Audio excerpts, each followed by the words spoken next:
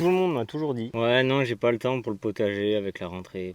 Mais si je te disais que le potager ça ne pouvait pas prendre trop de temps. La rentrée c'est pas la fin du potager, au contraire, c'est le bon moment pour s'organiser, gagner du temps et préparer ton potager pour la saison prochaine. Donc aujourd'hui, je te montre des astuces pour gagner du temps au potager. Si tu n'as pas paillé ton sol ou pas assez paillé ton potager, c'est le moment de mettre une bonne couche de paille ou de tonte de gazon pour protéger ton sol des UV, limiter l'évaporation de l'eau, empêcher les mauvaises herbes de germer et de se développer. Bon ça c'est au cas où tu as encore des récoltes qui t'attendent pour septembre ou octobre. Et si tu as tout récolté, c'est le moment de nettoyer tes parcelles. Les plants sains, tu peux les couper à ras, les broyer et les laisser directement sur place pour que ça vienne nourrir le sol. En général, les plantes malades ne sont pas broyées ni mises au compost, elles sont mises à l'écart du potager pour éviter la prolifération des maladies. Et je pense que j'ai pas trop de soucis au potager avec les maladies parce que j'utilise des couverts végétaux chaque hiver. Il y a énormément d'avantages non négligeables à semer des couverts végétaux ou des engrais verts au potager. Que ce soit du trèfle, des céréales, de la facélie, de la moutarde ou autre, leur rôle est de couvrir, structurer et protéger ton sol pendant l'hiver et enrichir naturellement le sol de ton potager. En général, j'aime bien associer mon couvert végétal avec des fèves, navets, radis ou même de la bourrache. Les fèves vont fixer l'azote de l'air dans le sol. Les radis et les navets, quant à eux, vont structurer le sol sur les premiers centimètres. Et en plus, ça permet d'avoir quelques récoltes sans trop d'efforts. J'ajoute de la bourrache pour que mon couvert soit encore plus mellifère. Surtout que c'est une plante assez rustique qui fait une belle biomasse. Et l'avantage de la bourrache, c'est qu'elle va aller chercher la silice du sol et donc la rendre biodisponible pour tes prochaines cultures lorsque tu restitueras la matière organique de ta bourrache au sol. Et en plus des petites fleurs comme ça l'hiver, c'est super beau avec la facilité que tu vas voir. Résultat, au printemps, tu auras juste à broyer ton couvert végétal à ras pour pouvoir restituer toute cette matière organique au sol. Il faut juste que tu fasses ça 2 à 4 semaines avant l'implantation de tes cultures estivales. Comme ça, tu retrouves un sol vivant, structuré, qui aura déjà eu un bon paillage avec une bonne matière organique présente, prêt à accueillir les cultures et tu auras gagné un temps fou à ne pas désherber ou travailler la terre par exemple. Autre astuce, pense à planifier ton potager pour le printemps prochain. Dessine-toi un petit plan avec les cultures que tu aimerais installer au potager l'année prochaine et ça te permettra de mieux anticiper. Si tu sais d'avance ce que tu veux semer, planter et où tu veux le planter, je te jure que tu seras bien plus efficace. Dernière astuce, installe des plantes vivaces au potager comme les artichauts, les poireaux perpétuels ou même le topinambour. Alors ouais ok, c'est peut-être pas les plantes les plus sexy et appétissantes du potager, mais elles t'assureront des récoltes sans trop d'efforts, je te le garantis. Moi je te laisse, faut que j'aille faire mon cartable pour la rentrée. Mais par contre,